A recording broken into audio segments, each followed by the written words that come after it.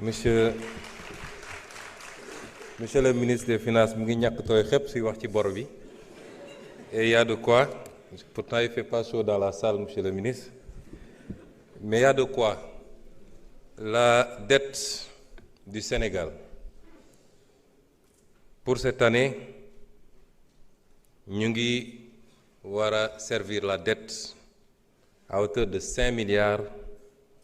261 millions 561 679 980. 5 milliards 5 000 milliards 5 000 milliards 261 millions et suivant. Suñuy recette total recette c'est 6 188 milliards maanaam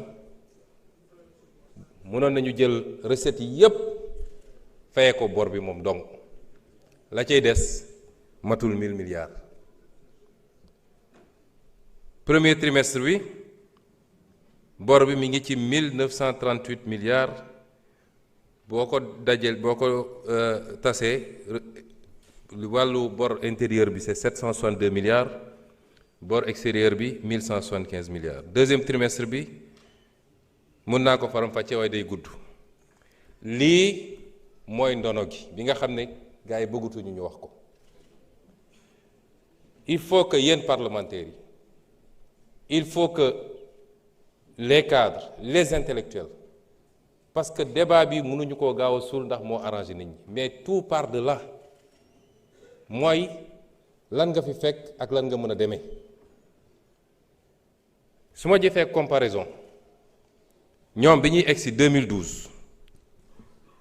l'encours de la dette bi nga xam ne moom la régime bi fi jógoon bàyyi c'était 2704 milliards ñoom ñu ngi ñu bàyyil 23 666 milliards l'encours de la dette mooy ful nañ ko 10 boo seetee loolu ñoom ba ñuy donn 39% du PIB la ñu doonoon ci der bi 39% ci PIB mooy alalu réew mi yépp boo ko dajalee bor bi fanweer ak juróom-ñeent la woon ñoom ñu bàyyil ñu fi 119% du PIB loolu ngeen fi bàyyi de c'est-à-dire dañoo posé réew mi ba ko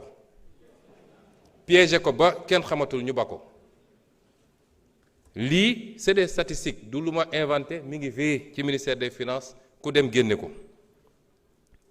soo xoolee ñun suñu encours de la dette ma ne 23 milliards 666 ñoom ñu doon noon juste à peine 2700 milliards kon lii mooy dono gi ñu déclaré woon 74% de taux d'endettement ñu ñëw gis 119% boo seetee différence bi 7667 milliards bu ñu làq la léegi au moins kenn werantetul loolu bi ñu ci njëkkee wax def conférence de presse lu ne dégg naa ko fi lu ne mais tey kenn mënul taxaw ne bor bu ñu làqoon amul 7667 milliards fan la ñu dugal 7667 milliards yi lu bokkul ak bor bi yépp nag dama génne loolu rek gis nga man 7660 milliards su ma ko amoon fi mu toll nii buñ ko amoon ñun dinaa def des projets yoo xam ne ça change définitivement xar kanamu koom-koomu réew mi définitivement su ma amoon loolu dinaa def le grand transfert d'eau pour 700 milliards dinaa def le réseau gazier du Sénégal nga xam boo ko defoon tey gaz bi ñu jëlee ko fa mu war a jógee depuis le nord tasaare ko fépp mu fekki industrie fekki centrales yi fekki lépp loolu li muy changé ci réew mi kenn xamul nu mu toll immédiatement le pays devient compétitif les entreprises se délocalisent nga liggéey dinaa def les agropoles dans leur nouvelle version pas seulement ay bâtiments pour def de l'industrie mais ñu commencé ci production dinaa def les agropoles dinaa terminer l'agropole sud pour 186 milliards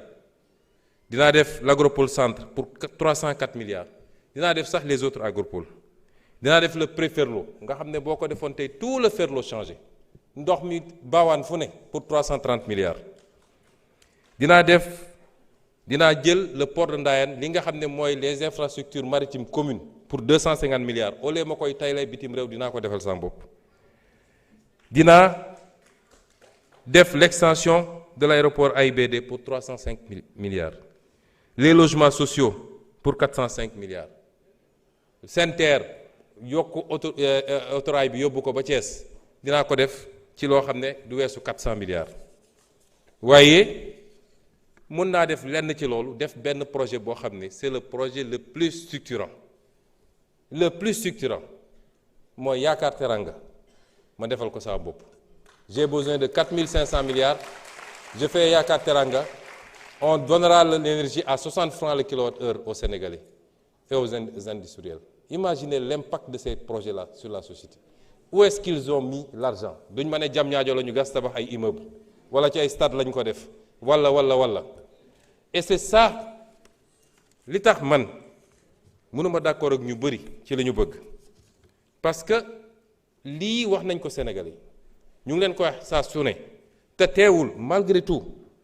on a fait des efforts mais balaa may ñëw ci loolu cette dette elle est odieuse dafa am lu ñuy wax la dette odieuse parce qu'elle a été contractée en tout cas pour une partie les 7600 milliards ils ont été contractés sur le dos des Sénégalais sans que Assemblée nationale valide ko sans que mu jaar par les circuits c'est une responsabilité extraordinaire mais ñun bu ñu bëggee changer réew mi bu ñu bëggee demander aux Sénégalais ñu def ay sacrifices la question c'est pourquoi les étudiants patienteraient pourquoi les commerçants les syndicats et cetera bu dee ñun lii lépp am na ba pare ñu ko def ne fi fang dara fekku leen fi kuñ ci jàpp sax ñi ngi pexe nuñ koy génnee kuñ ci jàpp sax suba ngoon ñi ngi pexe naka lañ koy rëccalee mu dem dossiers yi yëpp ngeen dégg amuñu ma man daan ko wax de awma ci benn yaakaar boo moytul France lay mujje xam ngeen ndax lan te loolu moo tax nag problème am parce que amoon na fi première alternance am fi deuxième alternance ñu ne CREI traque des biens fan la mujje fenn te pourtant et c'est le lieu de féliciter les corps de contrôle de ce pays l'IGE la Cour des comptes la CENTIF qui font un travail extraordinaire documenté très précis mais su ma waxee ñu ne day critiquer du ma dugg ci ñenn du ma tudd ñenn ñi mais dossier bu dem ñu yàq ko 2 ans mënuñu génne benn dossier te yàlla xam na ni dossier for yenu la loolu mooy problème Sénégal et c'est pourquoi les Sénégalais n'accepteront pas de patienter am na lu si suñu part de responsabilité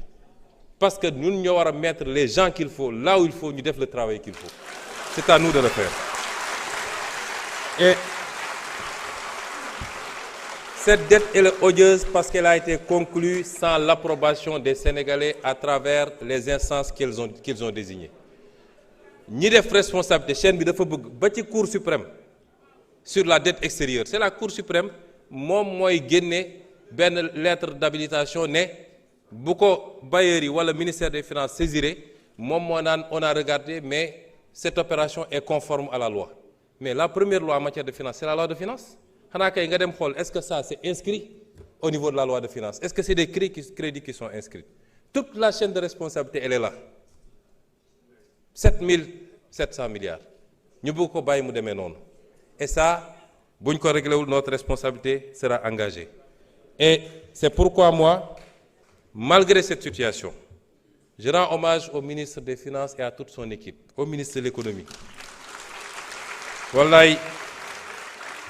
wallaay xamuleen nit ñi li ñuy daj pour cette gestion active de la dette ànd nañ fu bëri tukki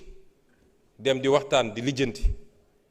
wax na tous les mécanismes qu'on a mis en place ba ci le plan de redressement économique et social qu'il a oublié de citer qui est un instrument important nous demandons aux Sénégalais des sacrifices même si nous ciblons